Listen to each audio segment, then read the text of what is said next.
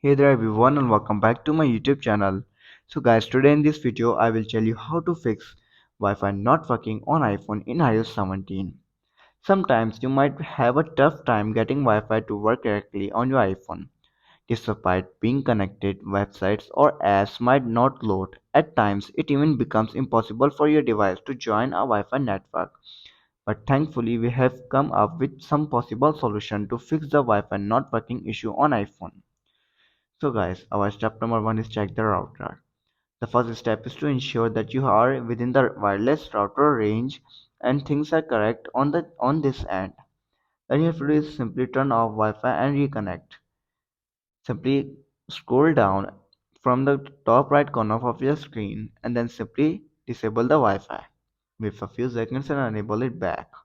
If this doesn't work, then you have to do is simply enable the aeroplane mode, wait for a few seconds and then disable it back again. This will give a fresh restart your network.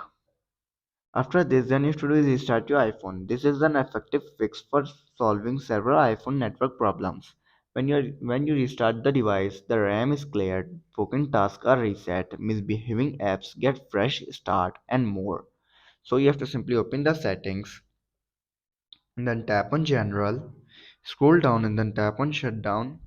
Shut down your iPhone and then restart it after 15 to 20 seconds later. If restarting doesn't work, then what you do is simply forget the Wi-Fi network and rejoin it. To do this, you have to simply go to the Wi-Fi, go back and go to Wi-Fi, tap on it, tap on your network. First of all, copy the password and tap on forget this device. Sorry, forget this network. Tap on forget. Disable your Wi-Fi, enable it back.